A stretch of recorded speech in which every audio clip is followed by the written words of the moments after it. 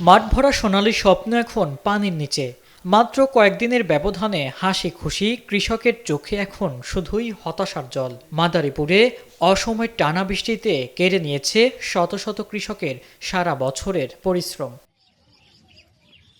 মাদারীপুর সদর উপজেলার খোয়াজপুর ইউনিয়নের বিস্তীর্ণ ফসলি জমি এখন যেন এক একটি ছোট জলাশয়।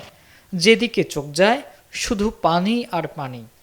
হাঁটুর ওপরেও জমে থাকা এই পানিতে পচে যাচ্ছে কৃষকের কষ্টার্জিত পাকা ধান। বসুন্ধরা ডায়াপেন্ট এখন আরো উন্নত। এই হট এয়ার থ্রো টপশিট দ্রুত শোষণ করে সোনামণিকে দেয় কোমল অনুভূতি।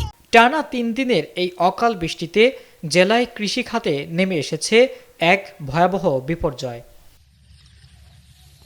জমিতে পানি নামার কোনো ব্যবস্থা না থাকায় পরিস্থিতি দিন দিন আরও জটিল হচ্ছে। অনেক জায়গায় পাকা ধান গাছ পুরোপুরি তলিয়ে গেছে, যা দ্রুত অপসারণ করা না গেলে পুরো ফসলই নষ্ট হয়ে যাওয়ার আশঙ্কা দেখা দিয়েছে। অসহায় কৃষকরা এখন জরুরি ভিত্তিতে পানি নিষ্কাশনের ব্যবস্থা এবং সরকারের কাছে আর্থিক সহায়তার দাবি জানাচ্ছেন।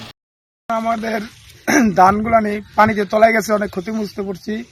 এখন আমাকে কি করবো, আমরা কিভাবে বাঁচবো? আমরা ওই ধান দিই, পানি বৃষ্টির পানিতে জোয়ারের পানিতে সব তলাইয়া পইরা এখন পানিতে থই থই করে।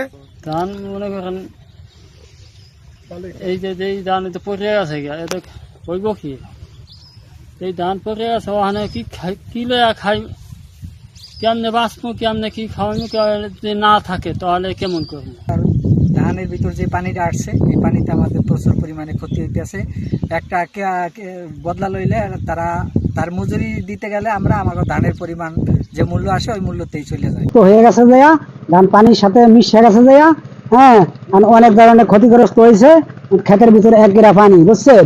এখানে যে ধান দাইয়া উড়াইতে অনেক সমস্যা। তবে অবাক করার মতো বিষয় হলো, এই বৃষ্টির আগে অনাবৃষ্টির কারণে পাটের ফলন এবার ভালো হয়েছে, কিন্তু ধানের যে পরিমাণ ক্ষতি হয়েছে সেই দুঃখ পাটের ভালো ফলনেও ভুলতে পারছেন না চাষিরা। পানি জমা হয়েছে, তবে আমি আশা করছি আমাদের আবহাওয়া 2-1 দিনের মধ্যে ঠিক হয়ে যাবে। সেক্ষেত্রে পর্যাপ্ত রোদ পাইলে আমাদের ধানের জমি আর ক্ষতির সম্ভাবনা থাকবে না।